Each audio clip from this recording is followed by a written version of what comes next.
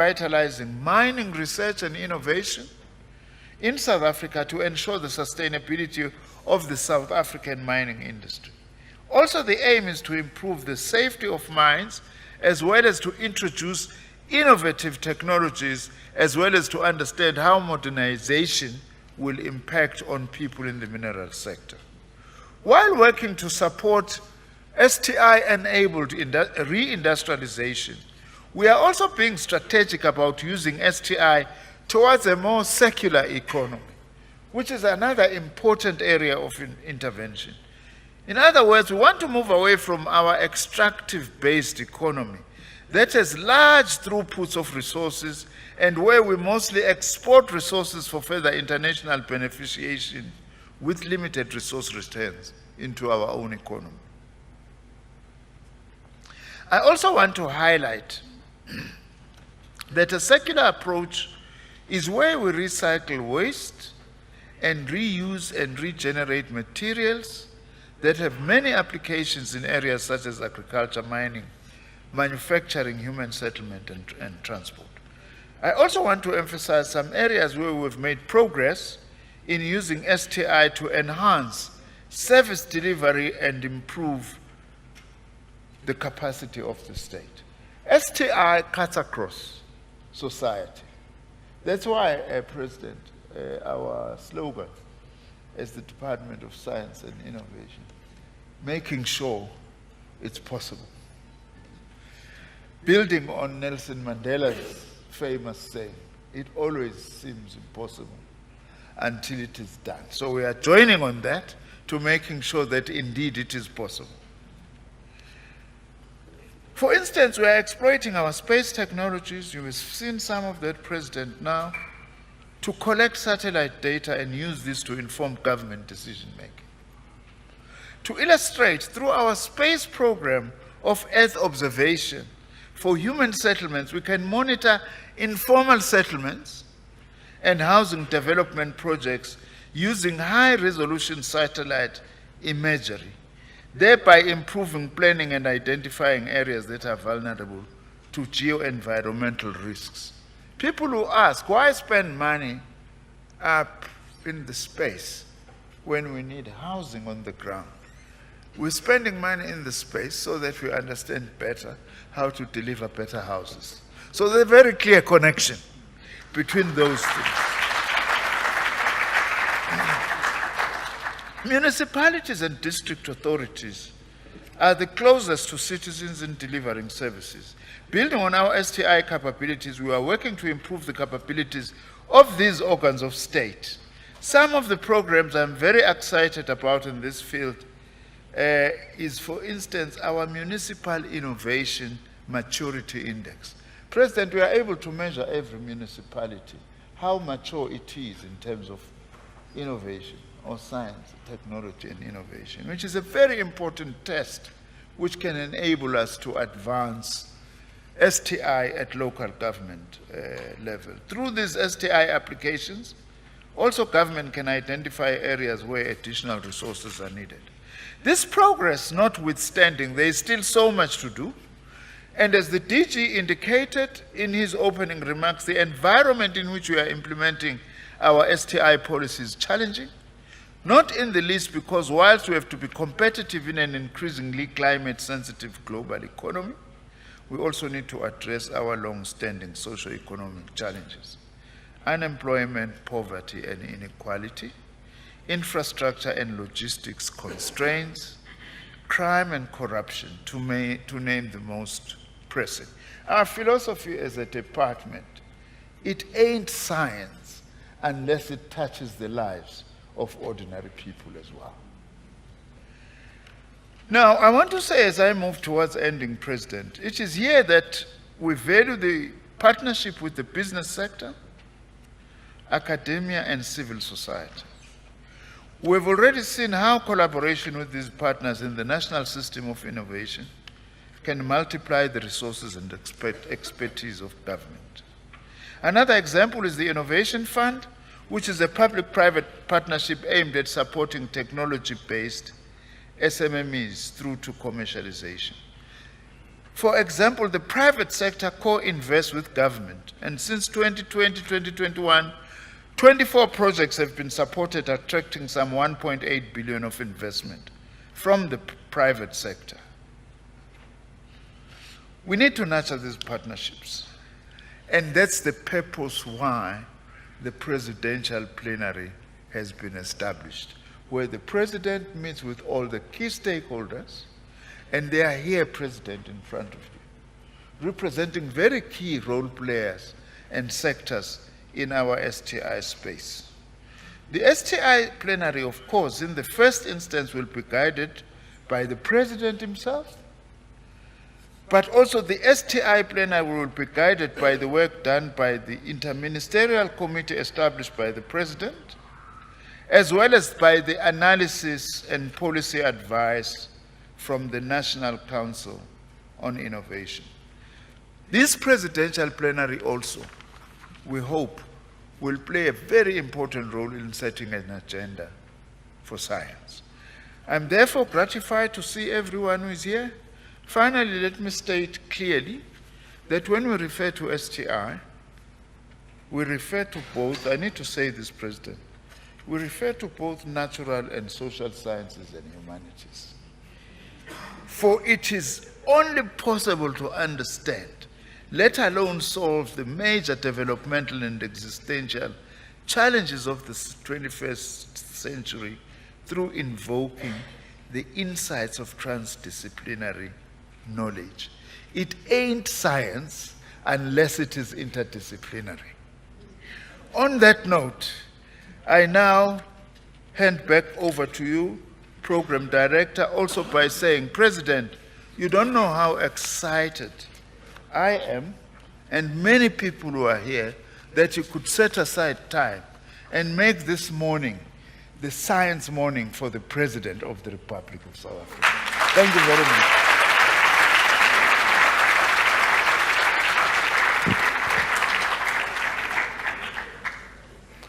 Our sincere apologies, Minister, for the ergonomics of the podium. We didn't mean to make you uncomfortable. The Minister has indicated that we've been working with business, and also we have been trying to reach out to business. Recently, we met with Business Unity South Africa and explored some of the areas of work that they would like to do with government. I think last week in particular, following the dinner that we had a couple of months ago. And in that meeting, we explored how we can use innovation to address the immediate challenges that the country has in logistics, in crime, and in electricity. And we have agreed that detailed work will be done to support government in these three important areas. So to just give messages of support and the fact that we would like to continue to work with business, we have Mr. Kas Kovadia, the CEO of Business Unity South Africa. You are allowed to clap.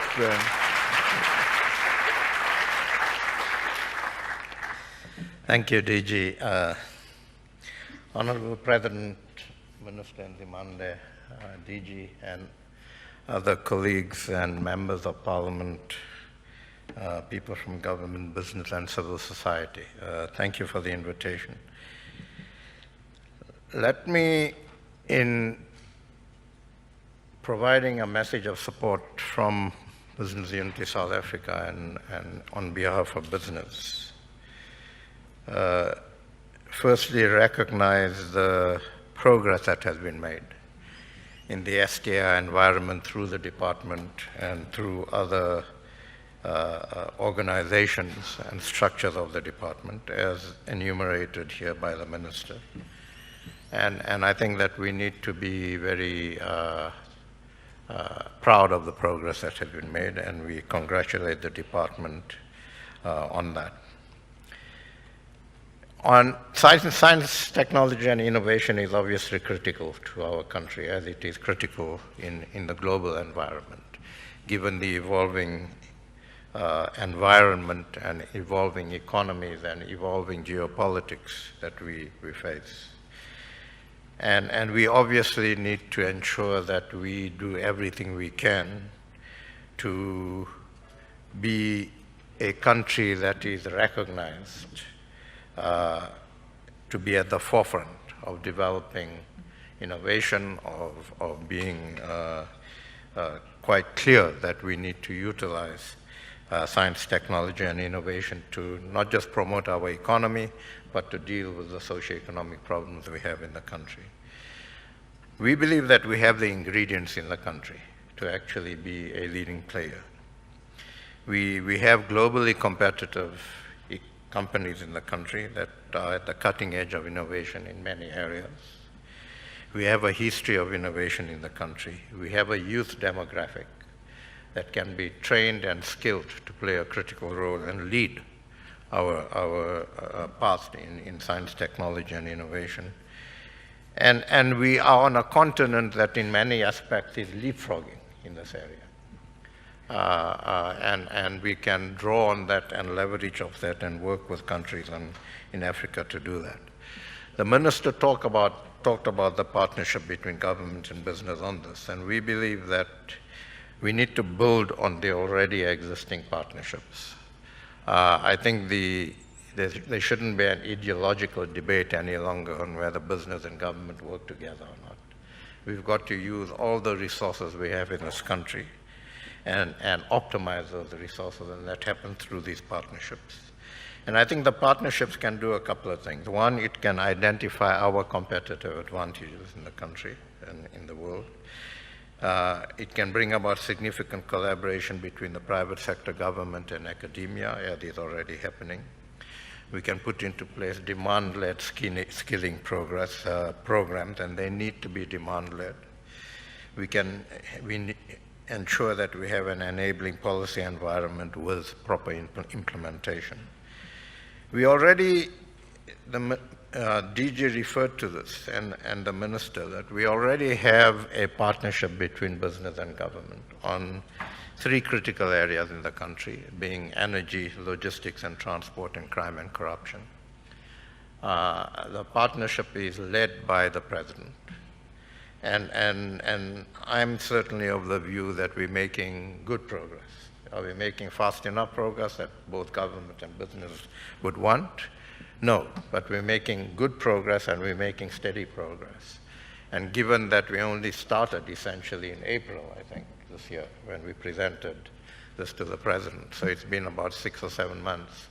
And in those 6 or 7 months, I think we've made very good progress. And so I think we have a model on which to build, and we would certainly, as BUSA, be happy to work with your department, Minister, and DG, to see how we build those sorts of partnerships in the STI environment.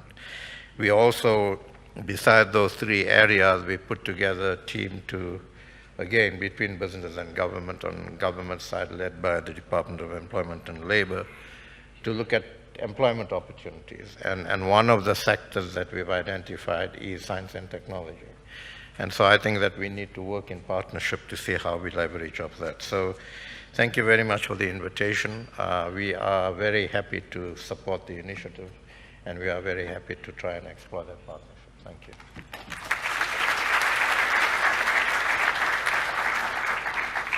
Thanks very much, Cas. And now I would like to invite Dr. Dlamini, the CEO of the CSIR. He's representing the program which is trying to modernize mining. We couldn't get anyone from the Mineral Council, but he has agreed, because the program is coordinated and supported by the CSIR, to say a few words. Dr. Dlamini.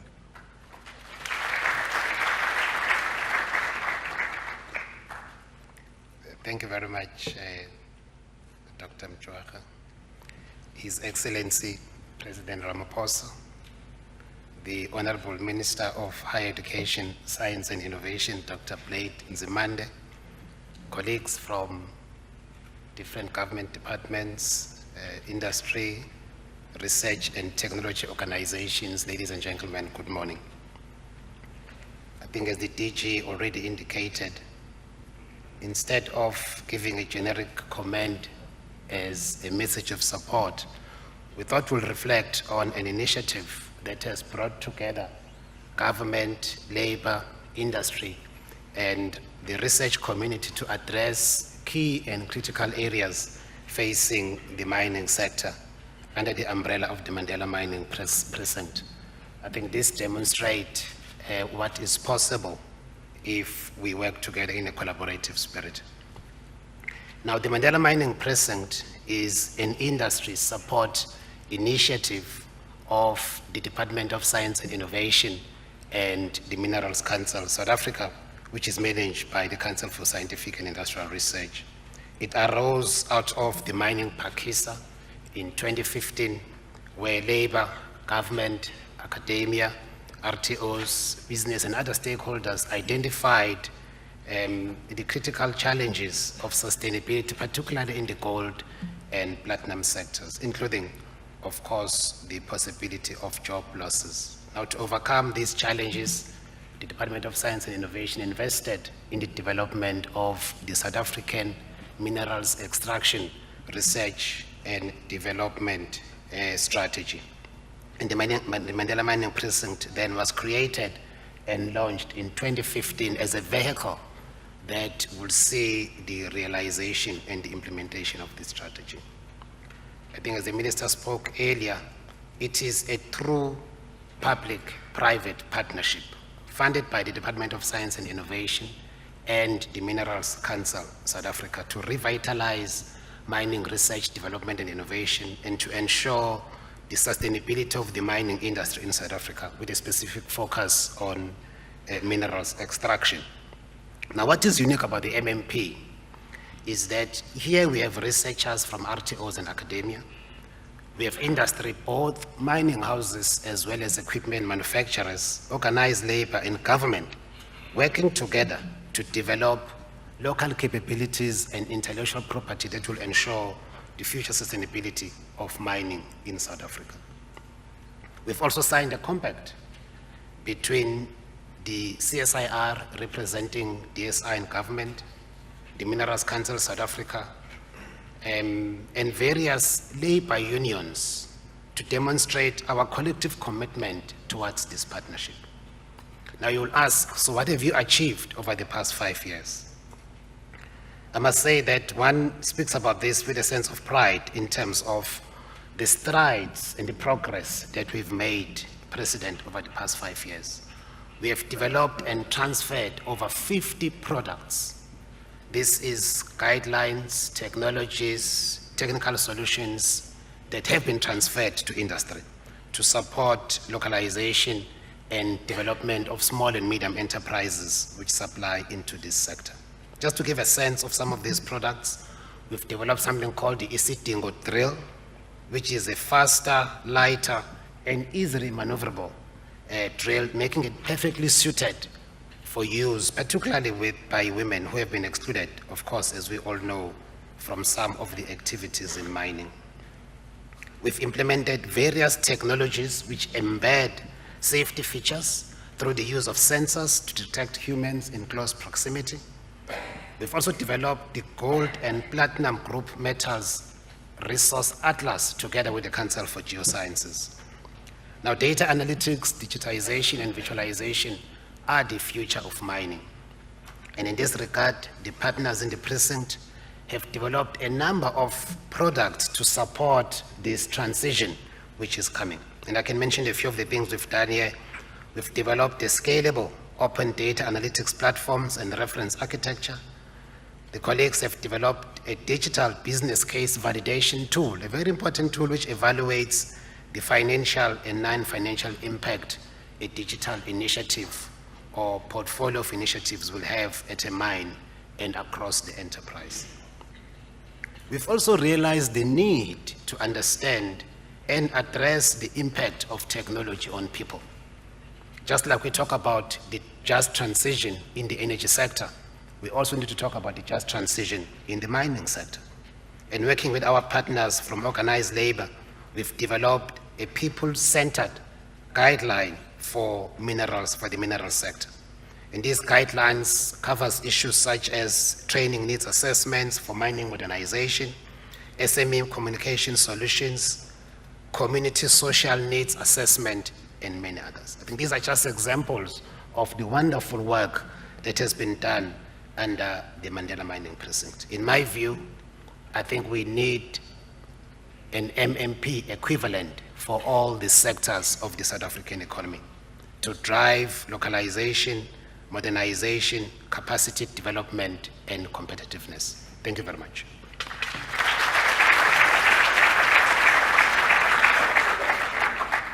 Thanks very much, Dr. Lamini.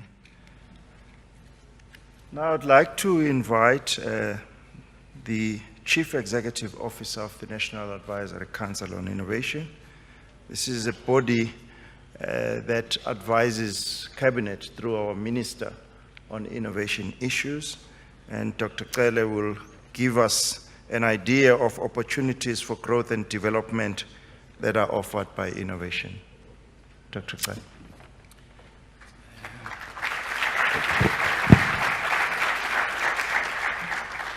Thank you very much, DG. Good morning, His Excellency President Ramaphosa. Good morning, Professor Zimande.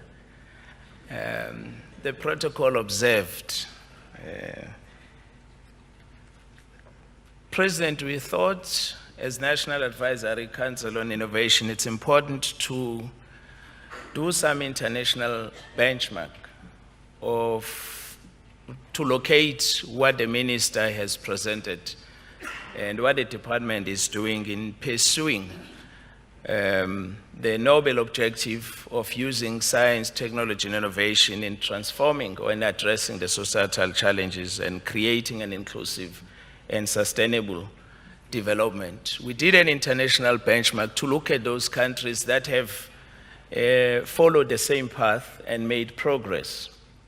In this instance, we looked at China. Okay, what's going on? So we looked at China and South Korea. Of course, some people may quibble and ask us, why do you compare South Africa with China? We're not interested in the sheer size of China as a population, but it's the underpinnings of its socio-economic development. That's STI. That was our interest, President. There are two main observations that we made in looking at these two countries. And in fact, that constitutes the first point that would like to convey to this meeting, because there are essentially 3 points we want to communicate.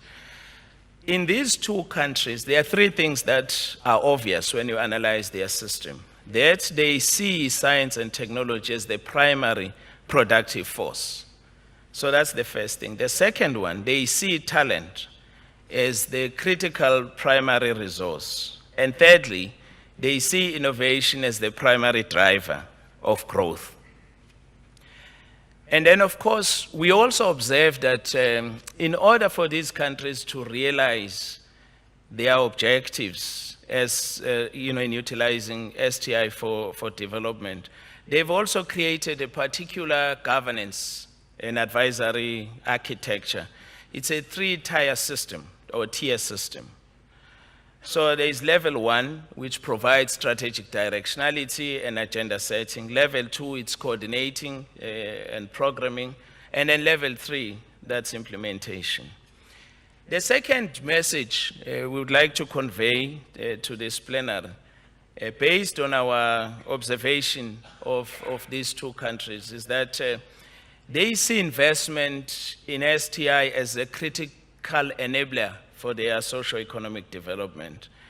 And thirdly, based on our analysis, what is also clear from these countries is that they have a sustained commitment and long-term thinking and prioritization of STI, which is critical to their progress. So just quickly to take you through what we have indicated. In China, President Xi has two sources of receiving scientific advice or evidence. The first one is the Communist Party of China's Central Committee Commission on STI. And that's the commission, Mr. President, that provides direct access to President Xi Jinping, advisory on STI, and it's a critical body. At a state level, they have what is called, they have the Ministry of Science and Technology, and critically they have the National Science and Technology and Advisory Committee, which is an equivalent of our entity. And then, of course, they will have different agencies. So, but the level 1 and 2, they are very important because they provide a source from which the president of China is able to access scientific advice. In South Korea, you also have three-tier system. They have a Presidential Advisory Council on Science and Technology, and then they have the Ministry of Science and ICT, and they have what is called the STI office, or commonly known as Control Tower. So that provides a cross-departmental coordination. And then, of course, they will have a range of entities that provide implementation. As I said, level 1 and 2, they provide the basis from which the South Korean president or prime minister is able to access scientific advice and evidence. Just briefly on how China has been able to develop its technological capability. One of the initiatives that China did was some decades ago was to establish a state-sponsored indigenous innovation program that was meant to strengthen their domestic capacity to create technological change. But of course, we know that China used capabilities accumulated through producing low-quality goods to less sophisticated markets to make breakthrough into high-end global markets, initially dominated by foreign multinationals. But beyond that, Mr. President, they also saw it fit to invest heavily on R&D. And you can see that the R&D investment increased by 10.3%, which was equivalent of 2.4% of their GDP in 2020.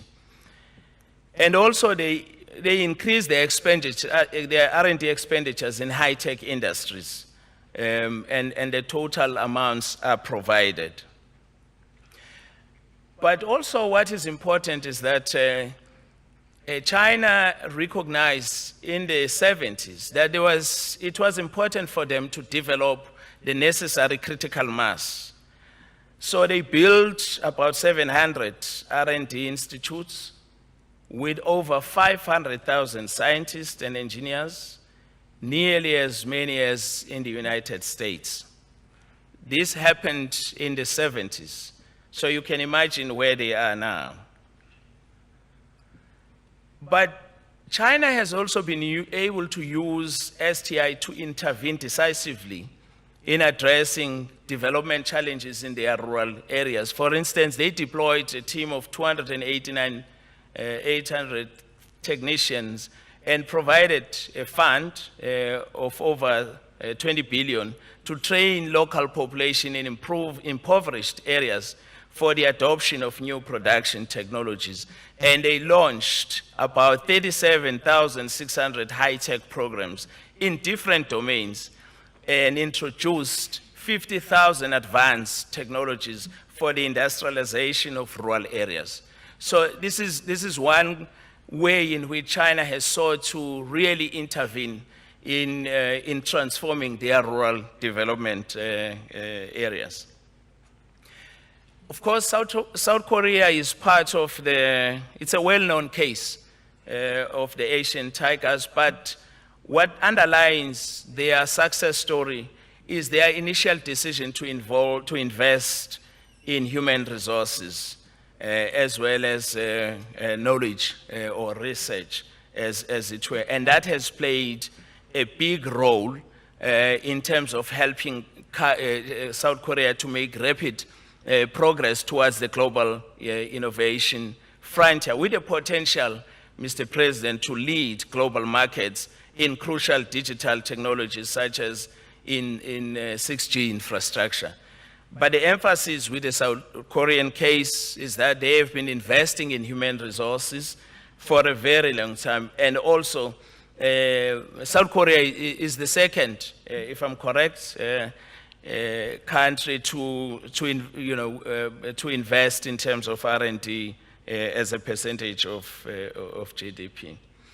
Now, of course, the second message we want to convey of investment as a critical enabler, we looked now at 3 countries. We compared South Africa, China, and Republic of Korea, Mr. President, and you can see that what is common between China and South Korea is that they have consistently been investing in their R&D.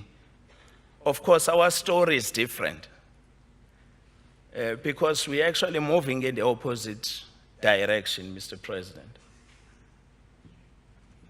And the minister did allude to this. Now, if you split, you look at this expenditure in terms of who's funding or who is investing in terms of business and government. Again, the story of the 3 countries is so stark. So you can see China and South Korea that business invests more compared to South Africa. In South Africa, government invests more, which is the opposite. So, Mr. President, this is one of the inconvenient truths that the President needs to appreciate. It's an inconvenient truth, President. The picture needs to be different. We need to move to the direction of South Korea, and in fact, here there are some experts who are spending time doing the analysis. Even this government proportion, Mr. President, the picture may look different once the 3 billion that the Treasury has proposed to cut from the sector in 3 years' time. The picture would look different.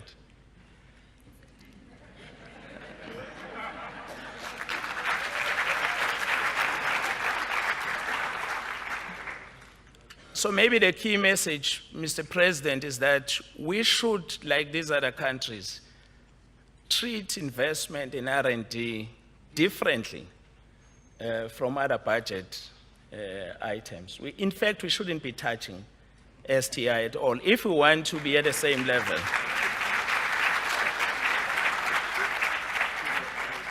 Okay, so I'm not going to touch on this one because you can see, if you look at the extent to which higher education and other private non-profit sectors we have covered, just in summary, President, of the numbers we have shared, you can see that China and South Korea have consistently increased their investment in research and development, even during the global economic recession and during COVID. And we have said that in China and South Korea, business expenditure on R&D is higher than public expenditure on R&D, combining government and higher education. In South Africa, as I said, the government expenditure is higher than business R&D. So we're grateful that there are people from business present who may in fact explain why the situation is as it is. Now, on the third message, we thought, President, we should use the 2 projects that South Africa had invested heavily previously, but for different reasons we stopped those projects, to illustrate or to make the point that we need to sustain our commitment and embrace long-term and foresight thinking, which are critical if we are to remain on course as South Africa, if we want to catch up and also to supersede the country. So we have the PBMR, the pebble blade modular reactor, and Joel as examples. But before I touch on these, colleagues, so that people don't walk away, Mr. President, thinking that we were just meant to deliver inconvenient truths, we thought we should just share this slide. The emphasis is on appreciating the investments that have been made previously and what these investments have done to improve, to enhance our global standing in terms of scientific infrastructure and technological infrastructure. And this has given us the possibility, for instance, to host the Square Kilometre Array, to be able to intervene decisively during COVID, but also to do what the minister alluded to develop the vaccine manufacturing capability and to participate in the greening of technologies. It's because of this, the previous investments that have been made. So we're more or less doing well in terms of scientific infrastructure. That's the emphasis around this, and we need to maintain that and even do better. So colleagues, you may be aware of the PBMR. I don't want to spend time, but just to remind colleagues of what was the local value proposition of PBMR at the time. In terms of local manufacturing, PBMR was meant to use.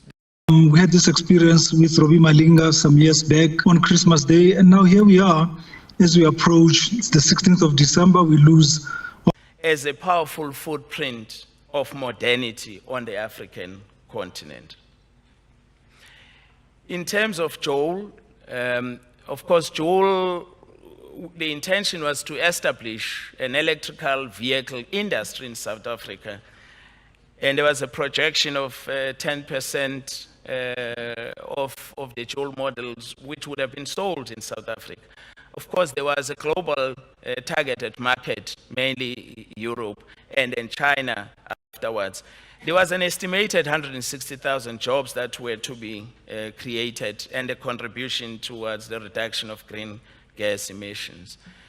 Three challenges potentially present that led to PBMR being closed. Firstly, of the stakeholders that were involved, that's government, Eskom, IDC, Westinghouse, and Exelon, they were not able to reach a shareholder agreement.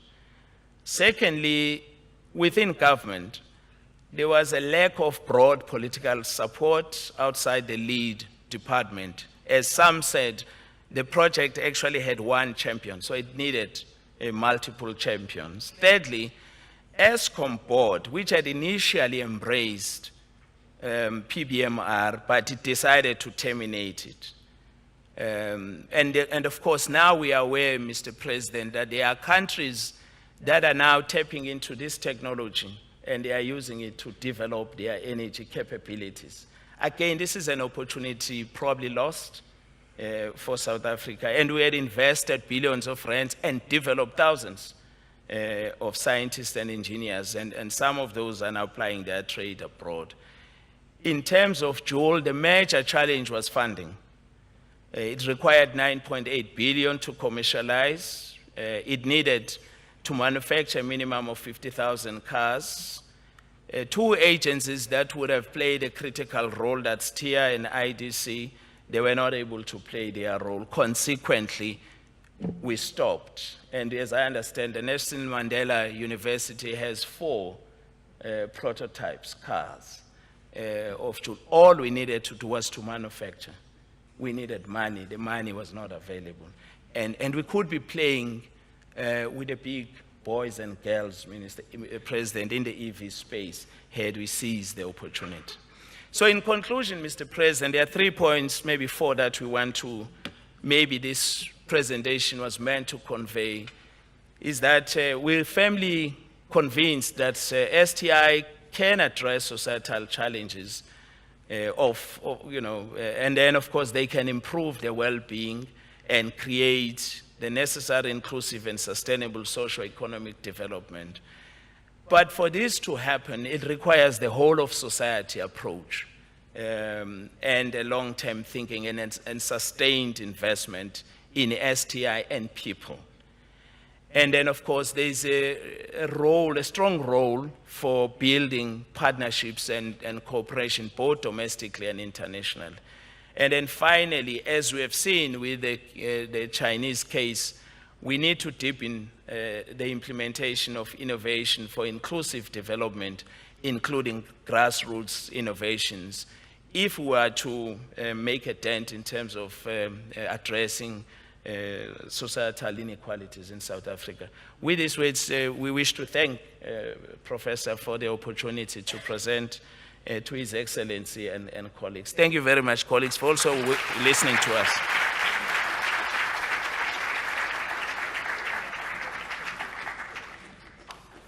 Thanks very much, Dr. Cele.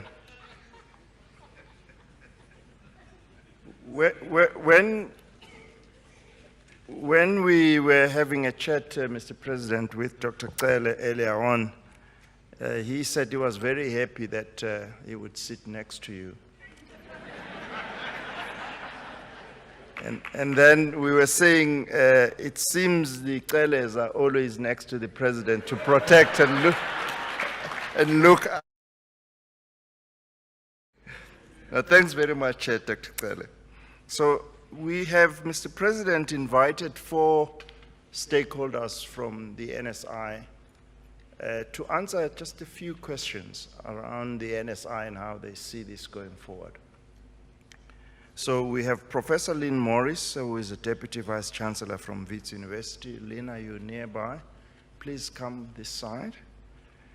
Just to say a few words about how she sees the role of universities in the project that we are talking about. It'll be followed by Professor Sarah Musuetsa from the Human Sciences Research Council. Sarah, I saw you earlier on. We'll talk about the science councils and their role in driving innovation going forward. And then we also have Mr. Stavros here, who will say a few words about his challenges in vaccine, but also how I think the private sector and the vaccine can play a role going forward. And then lastly, we'll have Ms. Sandra Kramer, the EU ambassador to SA. They provide almost 800 million rands to the science system in South Africa. So we'll just ask her, why do they believe so much in the South African science system? So they're all going to say a few words, starting with yourself, Professor Lynn Morris. Over to you.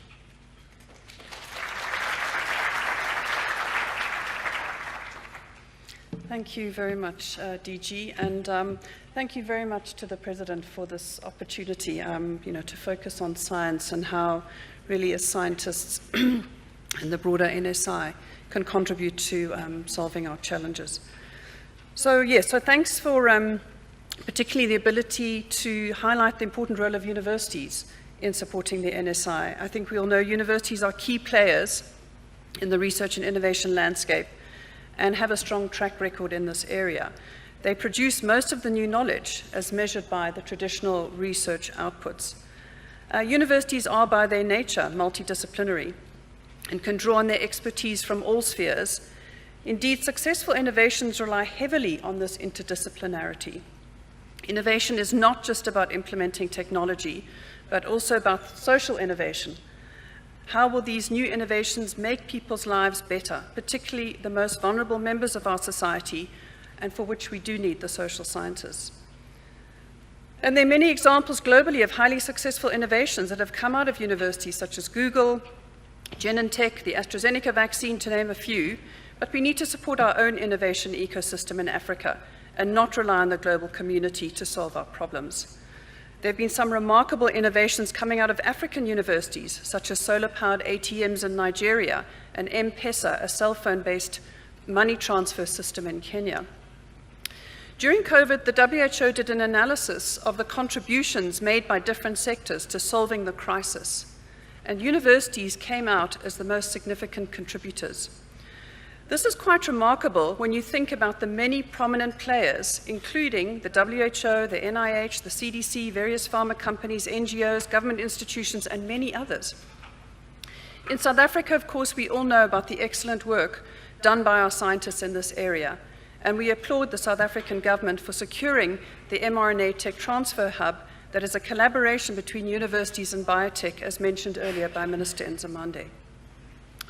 So universities are full of smart young people and curiosity-driven thinkers doing high-risk research, which is often not possible in other environments.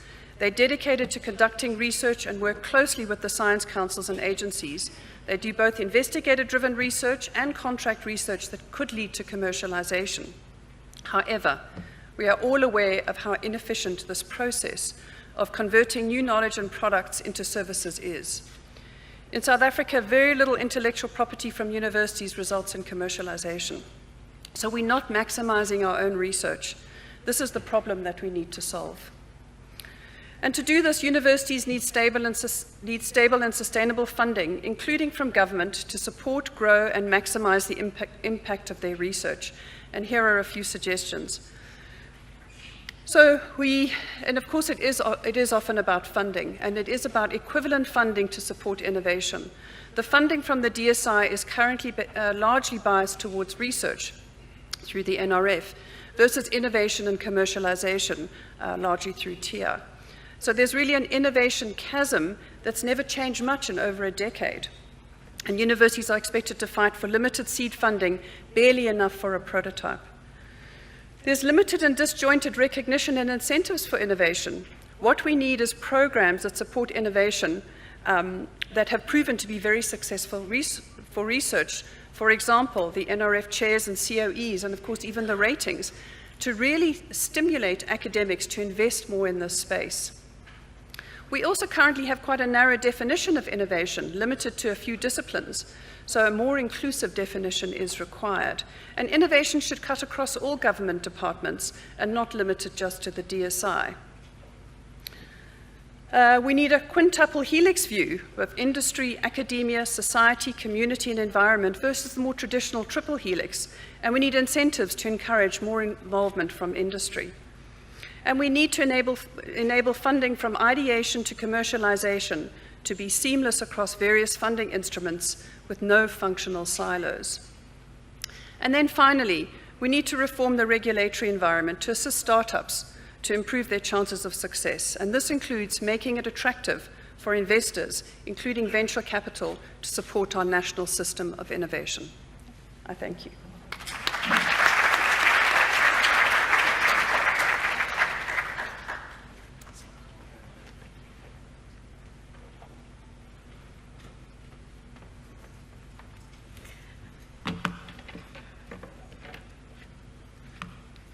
His Excellency, our President, Mr. Ramaphosa, our Minister, Professor Nzimande, our DG, colleagues, I've been told that I only have a minute, and I'm a social scientist, I'm a sociologist. You know how I can turn that minute into an hour. With respect to our President, I won't do that. Just want to share maybe 4 or 5 ideas, and let me start here. It gives me immense pleasure to be part of a government, a country that takes all sciences seriously and includes them, especially the humanities and social sciences. We demonstrated this very well during our very intense times of COVID-19, where we turned the corner and included the humanities and social sciences. Mr. President, we thank you. While the world was thinking that most of the deaths were going to happen in our continent, didn't, precisely because of the leadership of this country, indeed including the humanities and social sciences.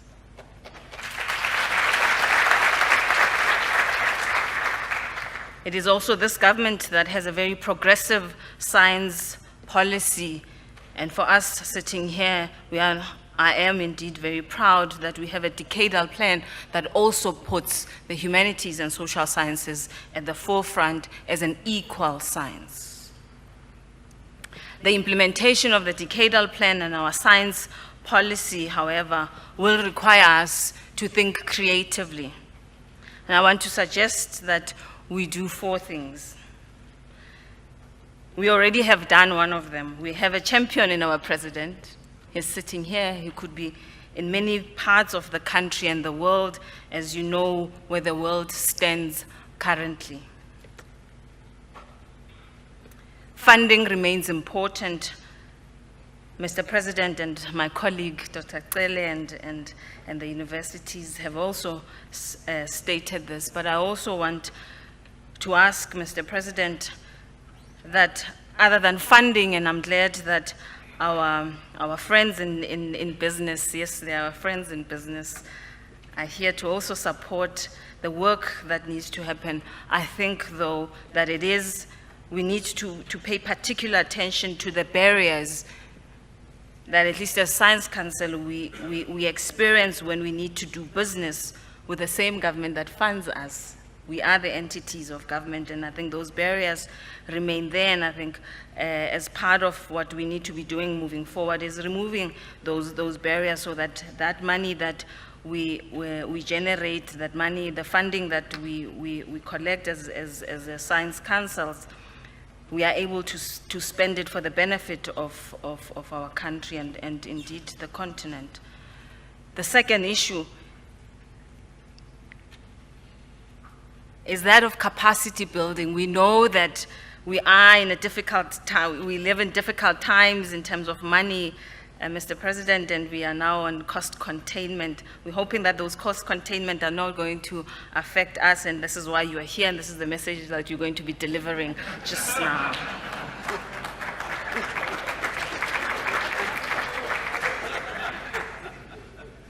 No pressure, Mr. President. Capacity building remains important, as my colleague Dr. Cele was presenting on the two countries, our friends from Korea and China. That capacity building, even when we don't have resources, should remain a priority, for we are not responding to the immediate challenges, but future challenges. And the next generation of academics remain important. The next generation of researchers remain important for our country, but I also want to highlight the next generation of critical thinkers in our country remains even more important now. Thirdly, of course, the reliance on all sciences remains important. Let me conclude on the fourth point, that Mr. President, as councils, and particularly speaking on behalf of the Human Sciences Research Council, we stand ready to deliver on what needs to be delivered for this country, for the challenges are complex and they require all of us to work, and this summit, I think, is a testament of all of us wanting to work for the better good of this country and this continent and the global South. Before I forget, Mr. President, you gave HSRC an important task of doing an audit, a skills audit, during your, I think it was one of your speeches earlier this year. Mr. President, I'm here to give a feedback that that project is going very well, and you should be receiving a report very soon. And I know I said finally, I am a social scientist. There are many finals. This is the last final. Mr. President, as HSRC, we are also ready to tell the story of our democracy in 2024, our democracy at 30. We remain steadfast in the work that needs to be done, led by our minister and our DG. I thank you.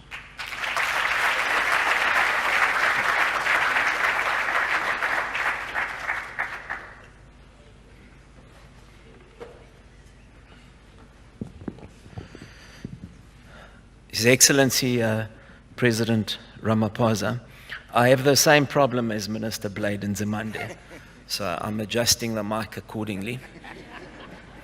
Let me firstly acknowledge all the other dignitaries, esteemed colleagues in the room.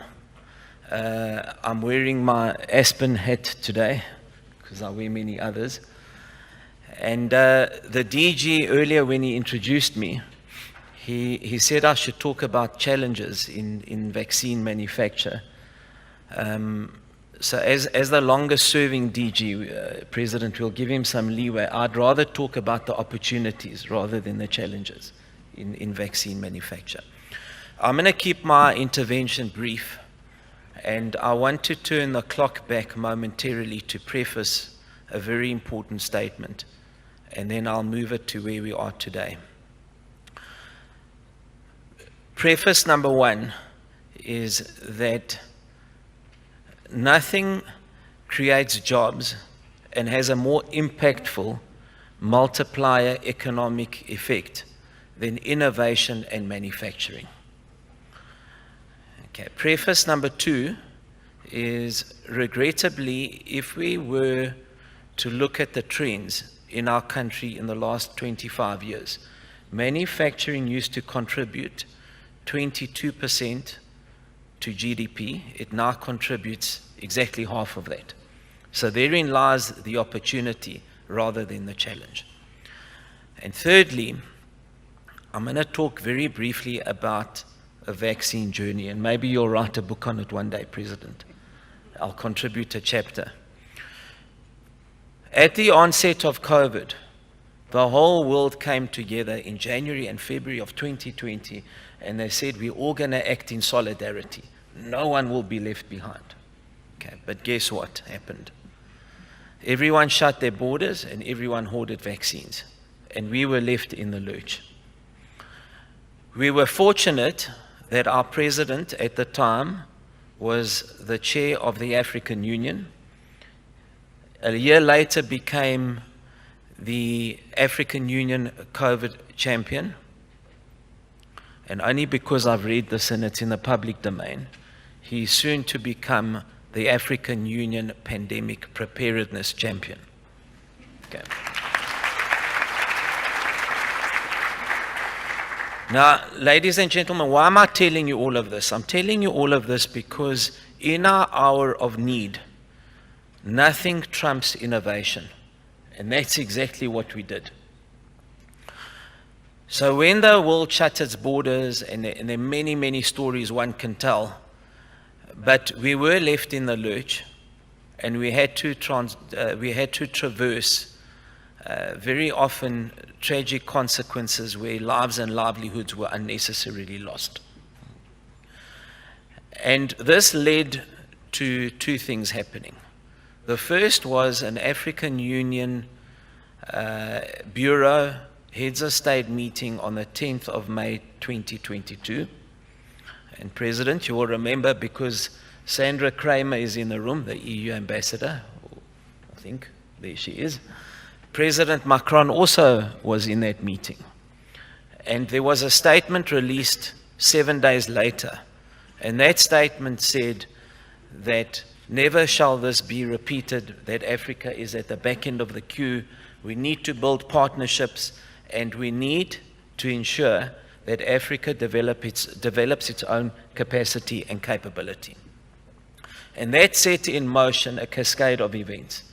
And I'm pleased to tell you, one of the single most meaningful events in pursuit of this national and continental priority happened last Thursday evening. It was at the Gavi board meeting. For those of you who don't know Gavi, Gavi is the Global Vaccine Alliance. And Gavi procures most of Africa's vaccine requirements. One little problem, they did not procure a single dose, let alone vial, of vaccine from any African company. So this announcement on Thursday evening is in part due to the efforts of our president and the government. And it sets off what we hope to be a future cascade of events. And what was this announcement? It was the announcement of something called an AVMA. It doesn't go far enough, President, but it's a first important step. AVMA stands for African Vaccine Manufacturers Accelerator. And it's exactly what it says, it's an accelerator. And it will lend itself to partnerships, Sandra, with Europeans, partners from the East and West. But it sets in motion the first meaningful step for production of vaccines to happen on our continent. And neither should it stop at vaccines, because our continent imports 80% of its medical and pharmaceutical requirements. That is counterintuitive, because we have the highest disease burden of any country in the world. Now let me start ending off, DG, before I incur your wrath. Okay, where am I going to with all of this? I've tried to highlight what the challenge was at the time and how we have begun to turn this into an opportunity. And the opportunity here is, if I look at my own company, we were the first and only company in the Southern Hemisphere and on the African continent, albeit under contract manufacture, to produce a COVID vaccine. But this has now led to other initiatives. And I'm pleased to tell you, and this is happening in our own country, in Kobega in the Eastern Cape, we will be producing insulin, which is a difficult and complex, it's a biologic to manufacture. We will be doing so in Q1 of next year. That is an achievement for the country. So this is the benefit of these initiatives, because one thing leads to another. And President, we don't have to say, well, when are we going to be in the next pandemic? We are already in the next pandemic. It's called non-communicable diseases. And the most sinister of those pandemics is diabetes. It's more destructive than the infectious diseases. And that's why we need to get to grips with diabetes and cancer.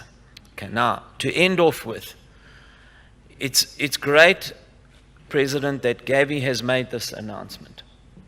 My appeal today, however, is we need to align that announcement with our own preferential procurement and localization effort in our own country. It's out of kilter. Let me commend Minister Nzimande and DG Phil, because they have been at the forefront, together with Minister Patel and his team, pushing for this localization effort. But we haven't landed it as a country as yet. We get stuck on 2 points. The first point is, who puts out the budget for localization? Because the health department, Mr. Patla will say, no, but my mandate is I've got to stretch my rand to service as many patients as possible. Minister Patel and Minister Nzimande will say, well, let's stop haggling about that. Let's find the common ground. Okay.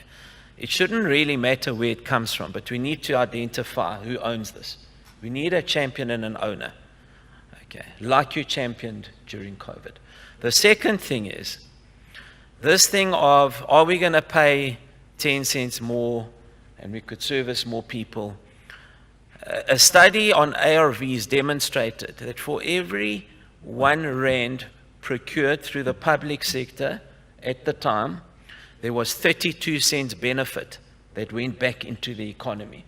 So if we're saying we're going to pay 10% more, but we're losing 32% in the multiplier effect, it's a no-brainer. So we should once and for all, I believe, as a country, sort out this thing of what is an appropriate and acceptable premium, if any, to stimulate and boost localization. I'm going to end off there. It's been a great pleasure. It's been an interesting journey. There's much to do and much to be done still. And we are confident that using that same innovation, we will land many, many more of these contracts. Insulin today, oncology products tomorrow, and so the list goes on. But we do need to sort out our localization efforts in our country to align them with Gavi and others. Thanks very much.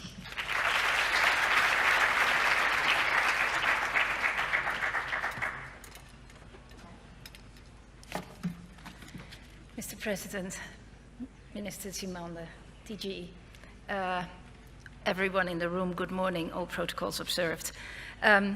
Stavros' idea of a minute is a bit challenging, so with your permission, I will be extremely short.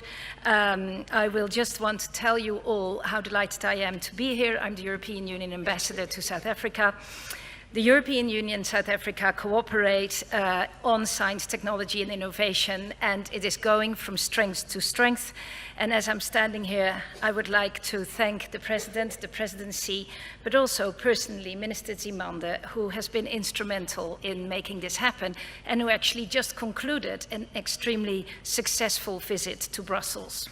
Why do we do this? Well, we think the world is challenged, and those global challenges are facing us all, be it climate change or digitalization, demography challenges or inequalities. And everyone needs to play a role, but science, technology, and innovation, as was said before, plays a key role. We want research and innovation to be based on rules and values, such as academic freedom, gender equality, research ethics, open society, and evidence-based policymaking. And we want openness. Simply put, no one can win the innovation race erecting barriers. And how do we roll that out? Well, we have the world's largest public research program called Horizon. And South Africa is extremely good in using Horizon. Why? Because it is what was said before, also by the business, by Mr. Kovadia, because you have such excellent research institutes and universities. So there are about 118 South African institutions and universities that are currently funded through the Horizon program.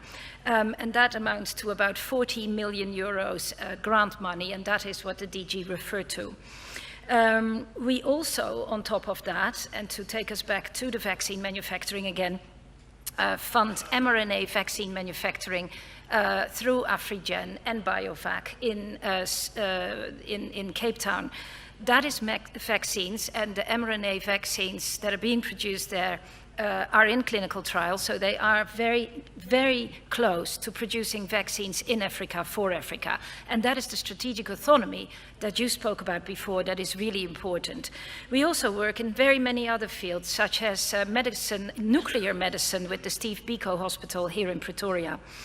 As we move forward, where do we want to go? Well, I think we want to strengthen even further the link between innovation and job creation. It was said before, and that is something that we would like to look at more, including small and medium-sized enterprises and startups.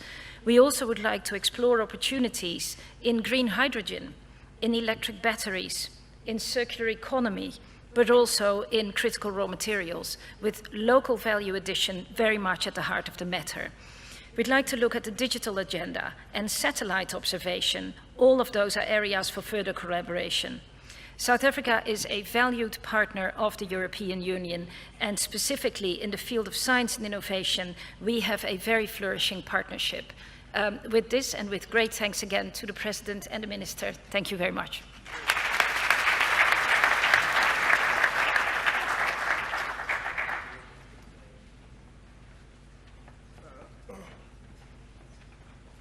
Thank you very much for all those short but very powerful messages, as well as commitment to working together. I am now going to be calling on the President, introducing him briefly. President needs no introduction, and he is many things at the same time, one in many things. But let me say this, President. I'm struck by your love of science and technology. Doing rounds this morning, your knowledge just scared me, you know, on some of the things, whether it's satellites, you know, and so on. But President, I don't know if you remember that in 2020 you phoned me on the 24th of December at 12 midday. And I say, why am I getting a call from the President on the 24th of December? Gee whiz, what have I done wrong? Am I about to be fired again? As a minister? And the President simply said to me, you know what? I want you in the new year to convene South African scientists. I don't believe that we cannot be able to actually make our own vaccines to deal with COVID and other capacity. This capacity, President, that we are talking about is as a direct outcome of that call of the 24th of December, 2020. But your love also for the people, your love for science is because of the love of your people, that on the 24th you are thinking about the lives of South Africans and Africans, of course, in the whole continent. That shows actually the love of that. But lastly, what I want to say about the president is that what we are doing here is his forte, social compacting. He loves it, he's a champion of it, and he himself has actually traversed all these key sectors. He has been a unionist, organizing. He has also been a businessman.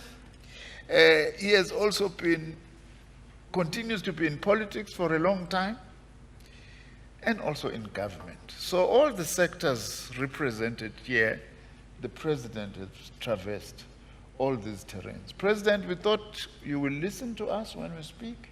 Then it's your time. It's your plenary. It's your chance now to actually talk to us. Thank you very much.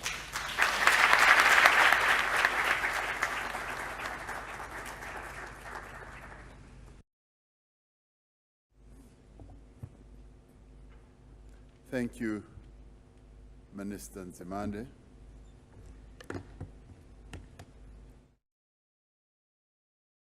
All of you are here, and thank you, Dr. Mjwara, and also greet those who have come from various organizations, business, the academia, universities, also our various partners in various other countries, researchers, and all of you. It's a real pleasure to have this opportunity.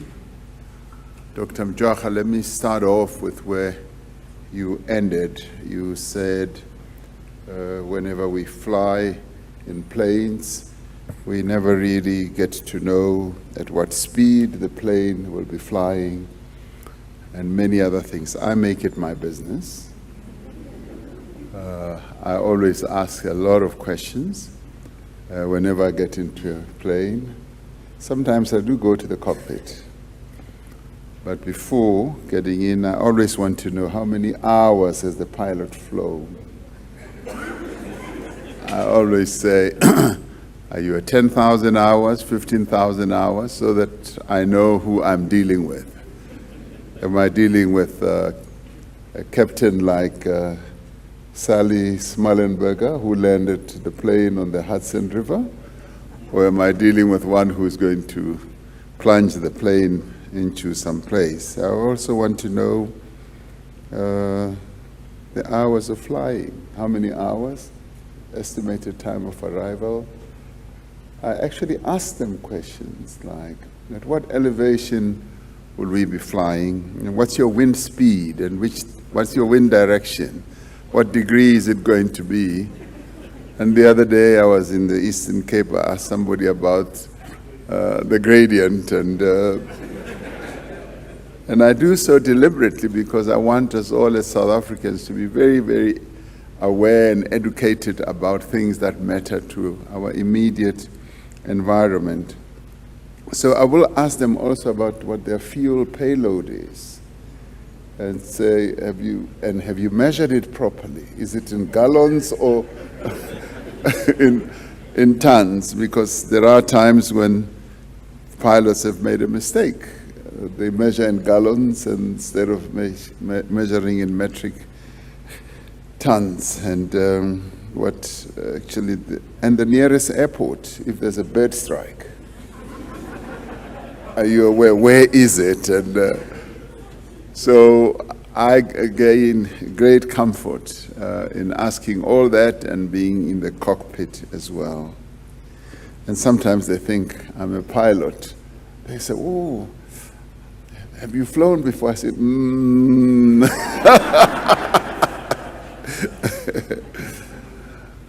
Minister Nzimande, this is a really, truly welcome plenary. It's a very important initiative that brings together, as you correctly said, government, academia, civil society, the industry, collectively to drive South Africa's national system of innovation. This, for me, is really exciting. And as we were going around the various stalls, I kept applying for a job. I said, when my job comes to an end, now or later, can I come and work for you? Because science and technology and innovation are essential for economies to thrive and for societies to prosper. And you correctly, some of you referred to what other countries are doing. In the new world of work and the new world of investments, in the era of the fourth industrial revolution, it's known that science, technology, and innovation determine which countries move forward and which countries are left behind, which countries will win and which countries will lose. Our own country has several strengths.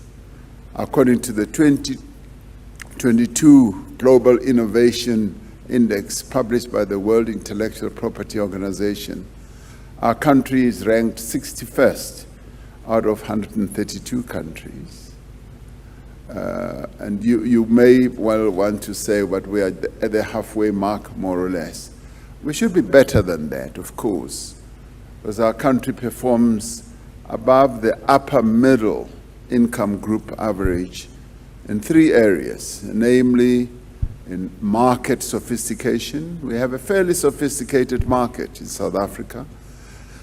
We also rank well in knowledge and in technology outputs, as well as creative outputs.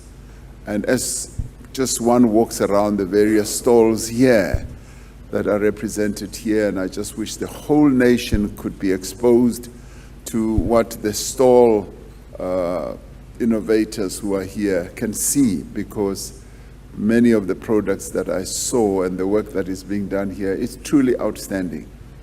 And according to the index, we have improved on indicators such as the number of patents by origin, citable documents, intellectual property receipts, high-tech manufacturing, and high-tech exports. Just here, the CSIR, each time I come, I often asked, how many patents have we registered? Because it's so important that we continue registering patents. Each time I go to Geneva, there's an intellectual property headquarters of the world, and I always ask, do we mine these patents that are here and try and get some that are about to expire and utilize them ourselves? Because that is what should be driving us, that level of creativity, inquisitiveness, and knowledge hunger.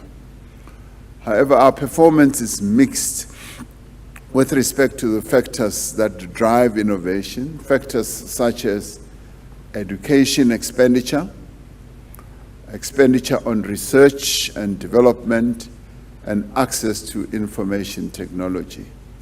There have been significant strides, one must say, in higher education that we need to recognize.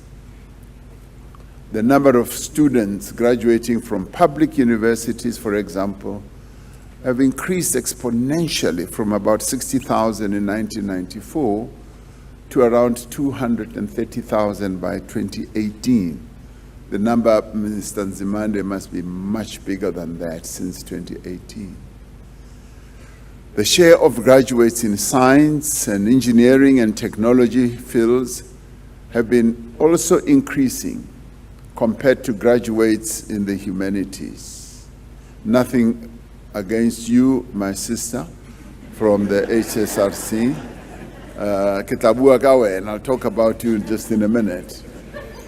As we build on the investment we have made in the young people of our country, we also need to significantly increase our investment in research and development. In 2021, gross expenditure on R&D in South Africa was 0.6% of GDP, far below the target that we have set ourselves. Minister Nzimande, and prior to him, Minister Naledi Pandor were always pulling out their hair whenever the budget was brought to cabinet and looking at that R&D line that we are way, way, way behind. We're lagging behind. And we should be moving forward and spending a lot more money. But we've got so many other demands on our budget and so many challenges. But we need to have priorities. And Dr. Kele, today, I think you made your point. That's why you wanted to sit next to me, I guess, because you were mobilizing. By comparison, in 2022, the United States spent 2.6%, and South Korea spent 5%. China spent about 3.6% of their respective GDPs on research and development.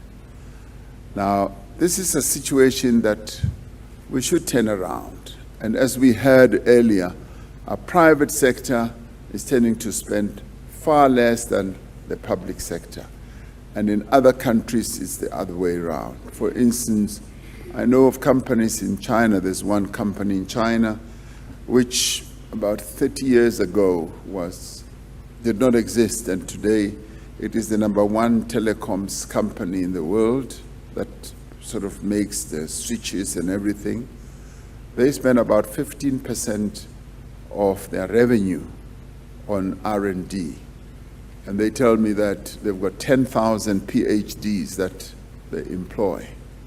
And when a company does that, you basically see that it represents itself. It manifests itself in the growth of the company, the products it produces that are filtered into the economy, and then immediately has an impact on, as Stavros was saying, on manufacturing. And this is where we should be. Through greater cooperation between government and industry, we should be able to reverse this trend. And I'm glad that this collaborative plenary here includes business, because we would want business to take the lead, as business always takes the lead when it comes to research and development spend. And at the South African Investment Conference earlier this year, Minister Nzimande presented the early results of the Innovation Fund initiative, where the state has partnered with business in supporting technology-based SMMEs to commercialize their products. So far, through this initiative, we have succeeded in attracting 6 rand from the private sector for every 1 rand invested by the state. So we already see that there is something good that's beginning to happen. And building on our many strengths, I do believe that we can do much more. And we do have many strengths as a nation. And sometimes, as South Africans, we just become overshadowed by the many other challenges that we have, and never tend to look at the great strengths that we have. You just have to sit back and look at also what we have in the middle of the Karoo, in the middle of the desert, that we've got the biggest telescope in the world that is just leading the path for new technologies and more discoveries in the world. The Global Innovation Index highlights, for example, a significant increase in venture capital, which is an important indicator of an economy's innovative potential. I have just come from, as I said, the exhibition where we saw some of our country's innovations in mobility, in mining, in clean energy, and others. And I was particularly impressed when I stopped at the stand where we're developing energy to clean emissions, sulfuric acid and all that. But not only to clean those, like coal emissions, gas emissions, and oil emissions in either factories and refineries and I would say in power stations, where we just don't clean, but where we convert some of that, and we capture it into a whole number of other products, some of which are fertilizer, which will contribute greatly to our food security. Now, these are here in this country. COP28, which is coming to an end in a day or so, is already talking about how the world now needs to bring an end to utilization of fossil fuels. And some of those countries that are well endowed with oil and gas are now grappling with technologies that are going to help them to clean their emissions. And here in South Africa, possibly at a fairly cheaper level, we should be able to develop the great and advance the great processes and technologies to be able to do that. So the potential of science, technology, and innovation to modernize and expand productive sectors is vast. And we can venture into a whole number of areas. Hydrogen, and just around the exhibitions centers there, they're already doing that. One notes, for example, the research being conducted under the auspices of the Nelson Mandela Mining Precinct and the South African Mining Extraction Research Development and Innovation Initiative, which is aimed at revitalizing our mining industry. Significant research and development is taking place in new frontiers of industrial development, such as renewable energy and green hydrogen. Medical innovation, as my brother Stavros was saying, is another area where South Africa has recorded great progress. Our experience of COVID-19 has accelerated our nation's drive to achieve health security through, amongst others, vaccine production.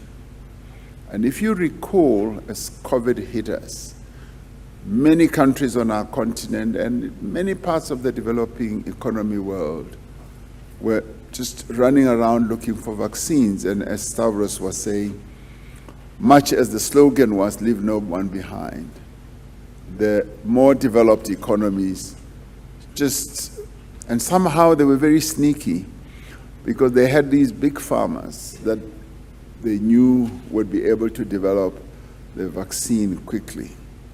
And they gave them a lot of funding and speeded them up and said, go ahead and do it, like I did when I phoned Minister Nzimande on the 24th of December.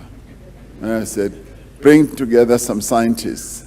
And I was rather glad I did that. At one stage I thought maybe I'm mad, which I am quite a few times. So out of that madness, we were able to bring the scientists together. But the more developed economies had already done so. They had already given the farmers money and said, do the research, and boom, they were able to manufacture the vaccines. But having done that, they forgot about their slogan, leaving no one behind. They just said, leave everyone behind but us. And then they locked their own manufacturing, and they just forward bought everything. So as we scurried around the world and calling, President this, President this, President this, they just said, no, we don't have really, we've only got a few, and mostly they were not telling the truth. They had bought for their own citizens. And so therefore, the lives of others became much more important than others. But this is where I'd like to applaud the SHRC as well as CSIR, because when COVID hit, we knew that these were two centers, including a number of private sector entities, that we could rely on. The HSRC from a social sciences point of view, and the CSIR from a hardcore scientific engineering point of view. to develop, yes, the respirators that we needed, and also on the social science side. And they really sort of jumped at the opportunities and did extremely well for us. If there's anybody who needs applause, those two organizations, let's give them applause. And I was very proud that we have these two science organizations or entities in our country that are owned by the people of South Africa that were able at the time of need to come to the fore. And today in the various stalls, you can also see how they are developing a number of other products. Earlier this year, the WHO officially launched its mRNA vaccine technology hub here, in Cape Town. Afrigen Biologics, a South African company partly owned by the government through the Industrial Development Corporation, is working on a new tuberculosis vaccine using mRNA technology. And we've got a number of foundations around the world that are also willing to support the work that we do. The Bill and Melinda Gates Foundation is one of such, and they allocated some money to BioVac in South Africa to develop an mRNA vaccines using a local platform. This grant is going to enable our researchers and scientists to strengthen the pharmaceutical research and vaccine production ecosystem so that we are able to address both current and future health challenges.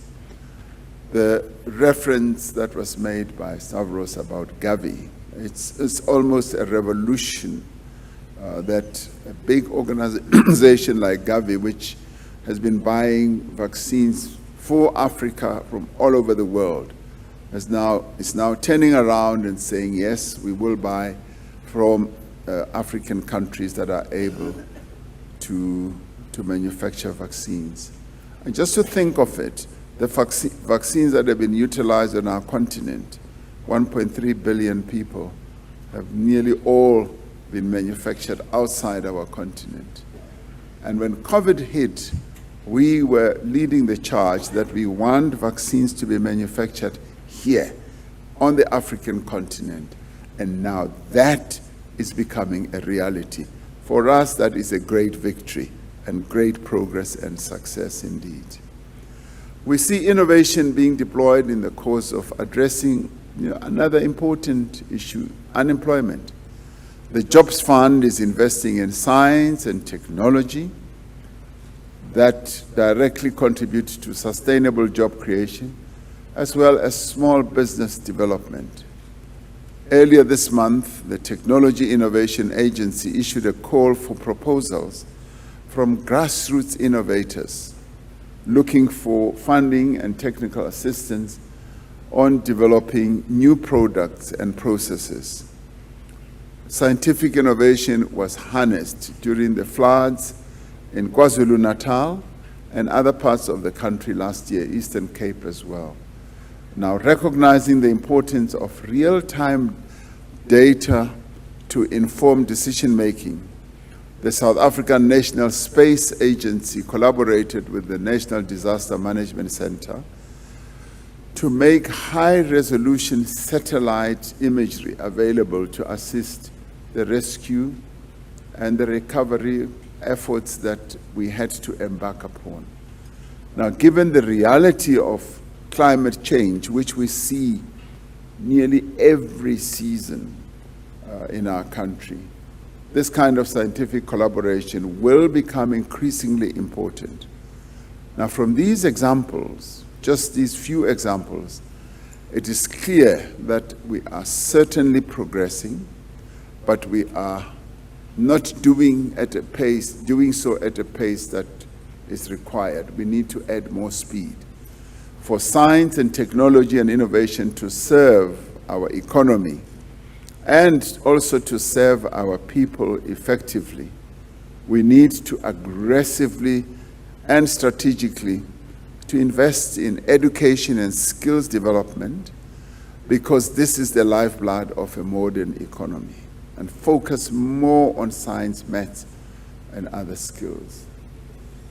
If it therefore gives me a lot of pleasure to announce the establishment of the Presidential PhD Initiative through an initial 1 billion rand investment from the National Skills Fund.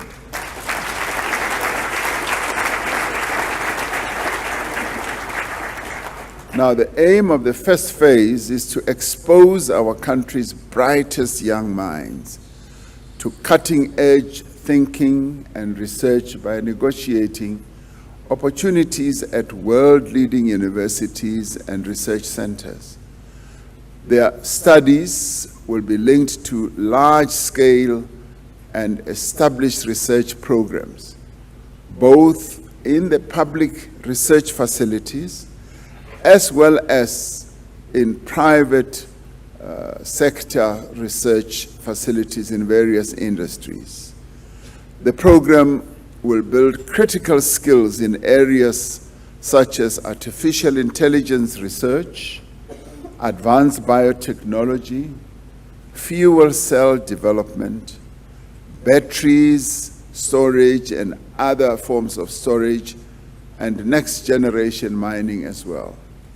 And I'd like to extend a call to the private sector and to our international partners to assist in growing the investment for the Presidential PhD Initiative Fund by 5 billion by 2030.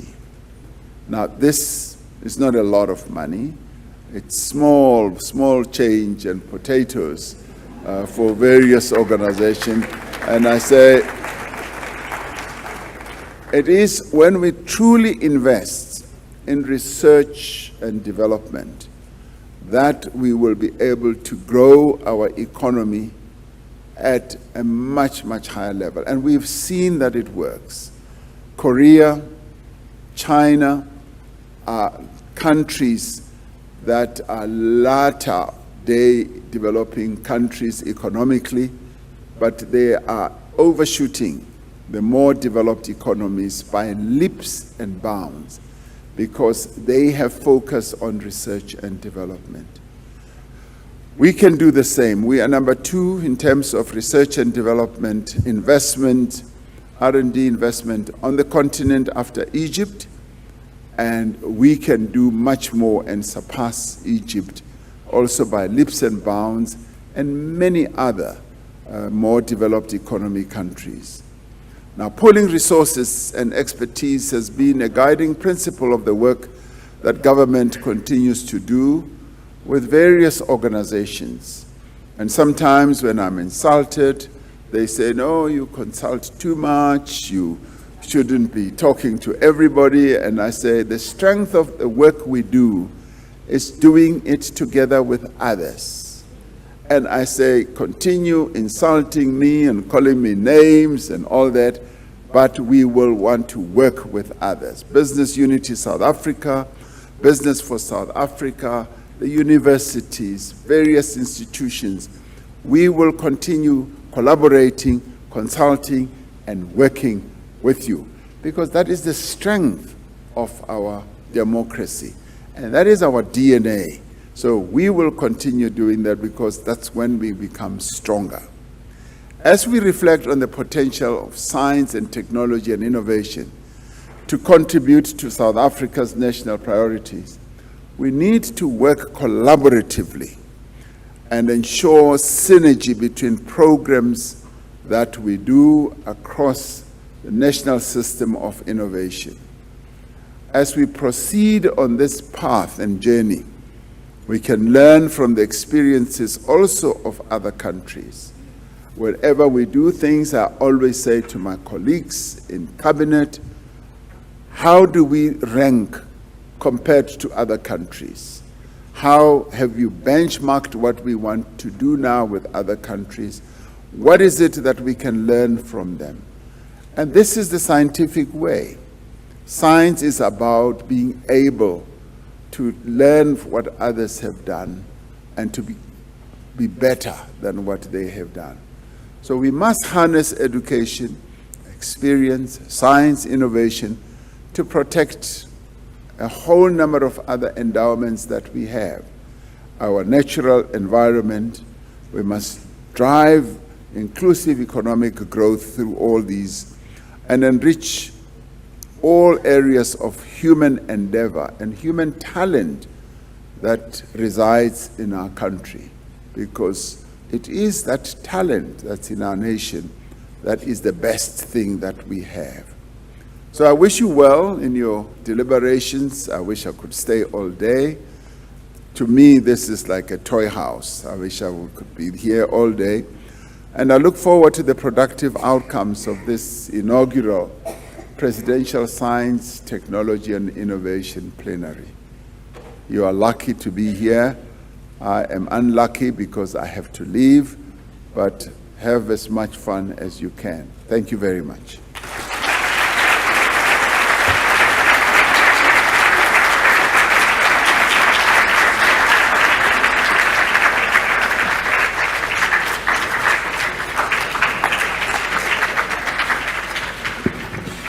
Thank you very much, Mr. President. I'll now invite Professor Sibongile Mutwa, who is a Vice-Chancellor from Nelson Mandela University, but she's also a Chair of University South Africa, to give a vote of thanks.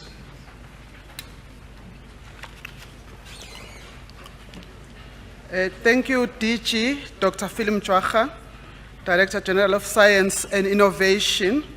I want to greet His Excellency, our President, Cyril Ramaphosa, our Minister, Dr. Blade Nzimande, who is now a newly recognized professor.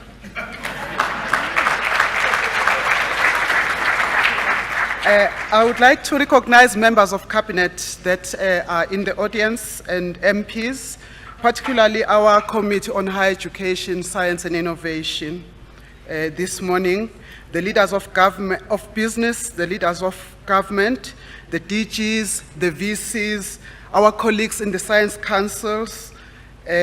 All protocol is observed. I'm recognizing also members of the diplomatic corps that are here this morning.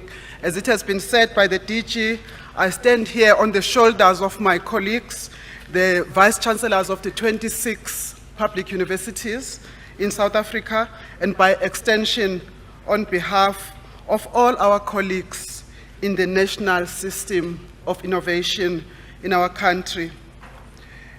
We would like to congratulate the Minister and the DG, and I here now congratulate you, President, for the vision behind this presidential STI plenary. Mr. President, our plenary today and your inspiring address have not only reminded us of the complexities and the urgency of the task at hand, but they have also given us pause to celebrate our significant achievements across a variety of fields since the advent of our democracy in 1994. But also I appreciate the fact that you have stressed the need for us to work across sectors and to work collaboratively. We realize that as a country, we remain challenged in all the three areas that are vital to sustainable livelihoods, including food, energy, and water nexus. We need to double our efforts in research and innovation to address these challenges. This has to be done in an inclusive manner, which also takes advantage of South Africa's huge potential in the area of indigenous knowledge systems and solidaristic economies. Minister Nzimande's own erudite address outlined two overarching strategic pillars of the DSI decadal plan, which we must get right.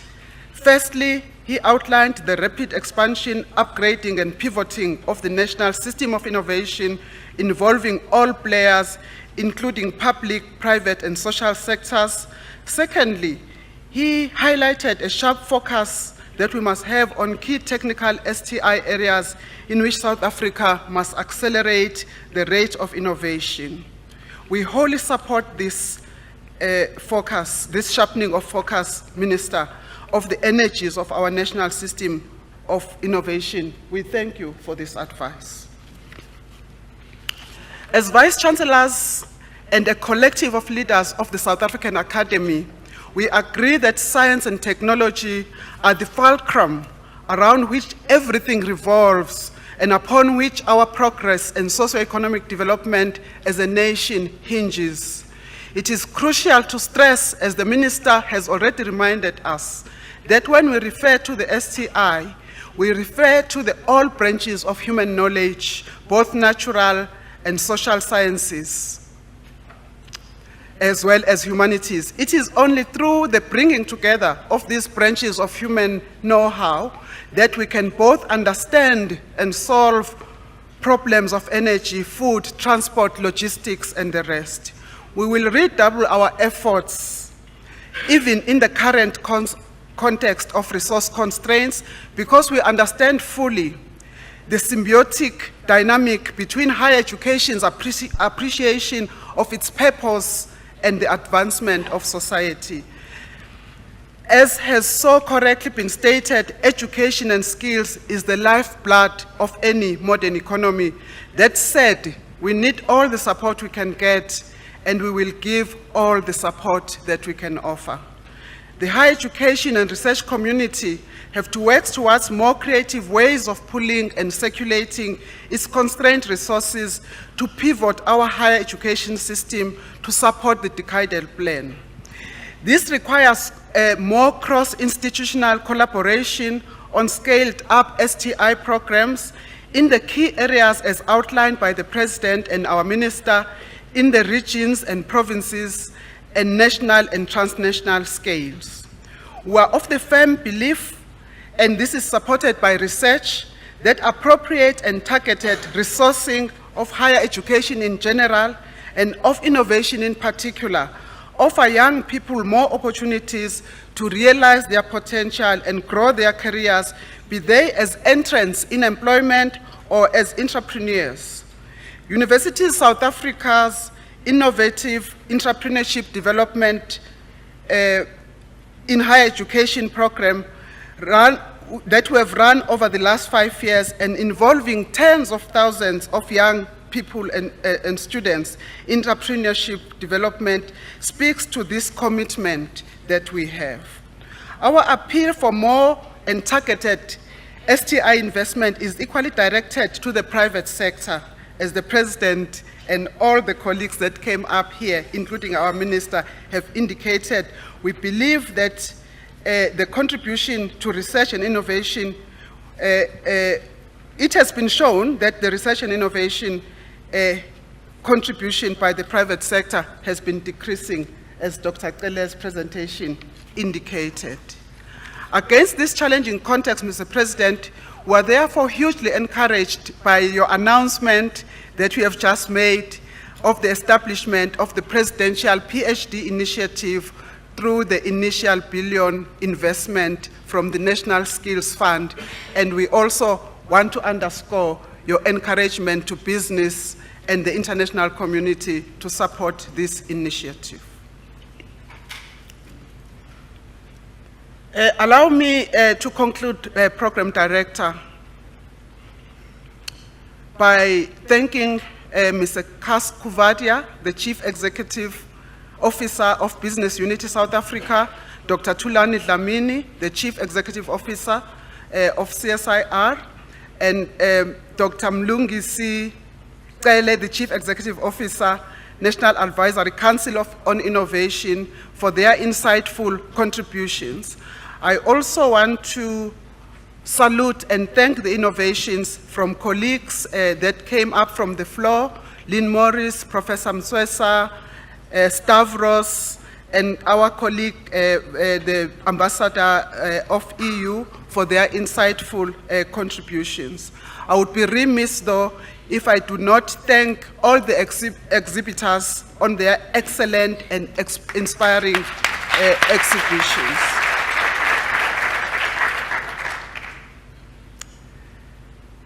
If these projects, products, and initiatives that we have seen on the exhibitions are anything to go by, we have exciting potential to be unleashed as a nation, hopefully through greater levels of collaboration and mutual leveraging. We thank you all for this opportunity. Thank you very much, Minister. Thanks, DG. Thanks very much. We've come to the end of the session. I apologize, Mr. President. We are about 26 minutes late. I know that it's the time for DGs to be evaluated, but I hope the person next to you will give me a little bit of reprieve for being 30 minutes late. Thanks, everyone. May I suggest that we rise and allow the President and the Minister to leave? And please join us for lunch immediately after this.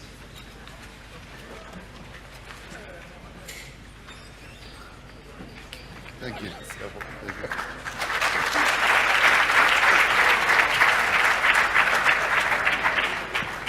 All right, please let's enjoy the food on the foyer, and thanks everyone.